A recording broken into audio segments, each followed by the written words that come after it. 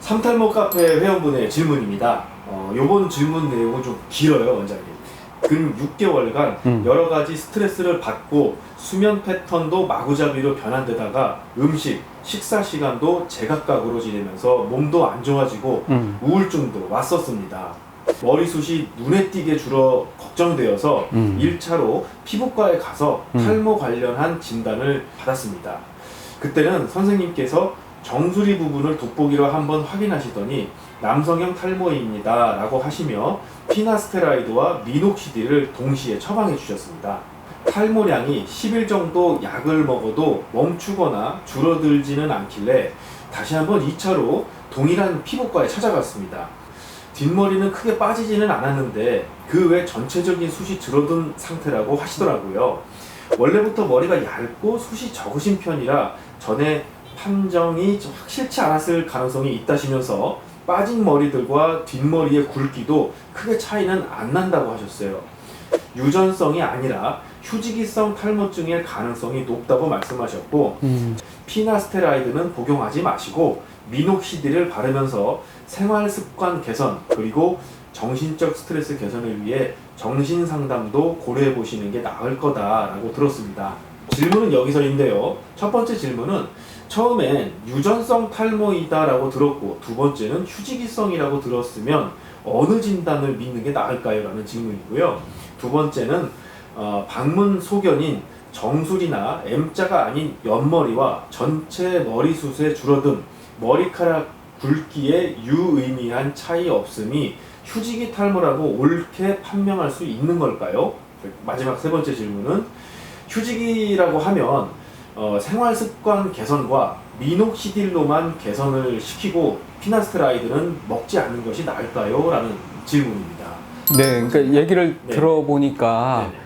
그러니까 단기간에 스트레스도 많이 받고 또 우울증도 오고 생활 습관도 나쁜 게 있어서 네. 이제 머리가 많이 빠지기도 하고 머리가 훤해졌다 이런 내용인 것 같은데 네. 근데 유전적인 탈모하고 휴지기 탈모증은 완전히 다른 병이고 증상도 다릅니다. 네. 첫 번째로 유전적인 탈모는 머리가 많이 빠진다기보다는 결국 모발이 가늘어지는 게 유전적인 탈모의 증상이고 네. 그러니까 유전적인 탈모가 진행이 돼서 모발이 많이 가늘어지게 되면 결과적으로 빠지는 양도 늘어나지만 그건 아주 점차 점진적으로 천천히 변하는 거기 때문에 실제로 우리가 느끼는 남성형 탈모증, 유전적인 탈모의 증상은 빠지는 양의 변화라기보다는 머리 굵기가 가늘어져서 머리 볼륨이 줄어드는 것, 이 유전적인 탈모의 증상이고 그건 어떻게 감별을 하고 구별을 하냐면 그 유전적인 탈모가 생길 땐 그 증상이 정수리 쪽에 뭐 M자든 가마 주변이든 위쪽 부분에서만 일어나기 때문에 네.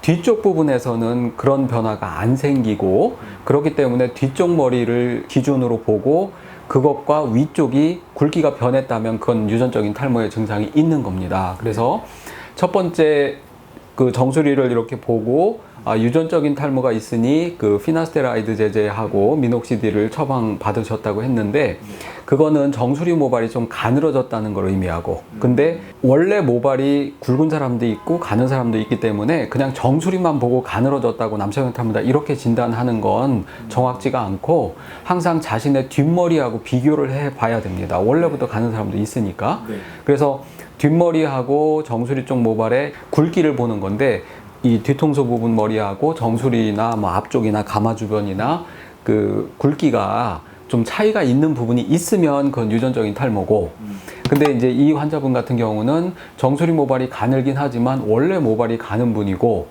그 나중에 두 번째 갔을 땐 뒷머리하고 쭉 비교를 해보니까 굵기 차이는 유의미하게 없었다. 그러면 유전적인 탈모는 아닌 거고 휴지기 탈모증은 지금 이제 환자분이 지금 처해 있는 그런 상황에서 흔히 생기는 탈모 증상이고 그 휴지기 탈모증의 증상은 모발이 많이 빠지는 거고 네. 굵기 변화는 안 생기고 모발이 빠지는 양이 전체적으로 늘어나는 거고 지금 증상 봐서는 그 휴지기 탈모증이 맞으신 것 같고 휴지기 탈모증에는 그 피나스테라이드 제제는 먹을 필요 전혀 없습니다. 그건 유전적인 탈모에만 효과가 있는 약이기 때문에 휴지기 탈모증에는 전혀 먹을 필요가 없고 미녹시딜은 휴지기 탈모증에도 유전적인 탈모증에도 쓰이는 약이기 때문에 현재 상황이라면 그 미녹시딜만 쓰시는 게 맞습니다. 이분 같은 경우는 이제 뭐 생활 습관 개선과 미녹시딜로만 뭐 개선을 시키고 뭐 이런 얘기 있는데 생활 습관도 많이 도움이 될까요? 그럼. 이분은 앞전에 뭐 잠도 잘 못 주무시고 네, 효지기 탈모증은 그 잠 못 자고 스트레스 받고 우울증 생기고 이런 것들이 다 원인이 될 수가 있고 그런 원인이 하나하나 해결이 되면 효지기 탈모증도 저절로 좋아집니다. 자연적으로도 회복할 수 있는 게 효지기 탈모증입니다. 는 원장님이 정신 상담도 좀 고려해 보는 게 좋겠다라고 네, 하셨다면 네. 그런 환자분이 음. 혹시 있었나요? 정신과 어떤 상담을 받아서 좋아진 스트레스가 그럼 해소되고 네. 그 스트레스가 주 원인이고 그게 본인 혼자 해결할 수 없는 문제라면 그리고 그게 우울증이라고 얘기를 한다면 꽤 본인이 힘들다는 얘기인데 그 우울증도 하나의 병이니까 우울증도 효지기 탈모증의 원인이 될 수 있습니다. 그래서 그건 정신과 가면 치료할 수 있는 방법이 있을 테니까 그게 상담이 되든 약물 치료가 됐든 그걸 치료를 하면 효지기 탈모증 치료에도 도움이 됩니다. 그렇군요.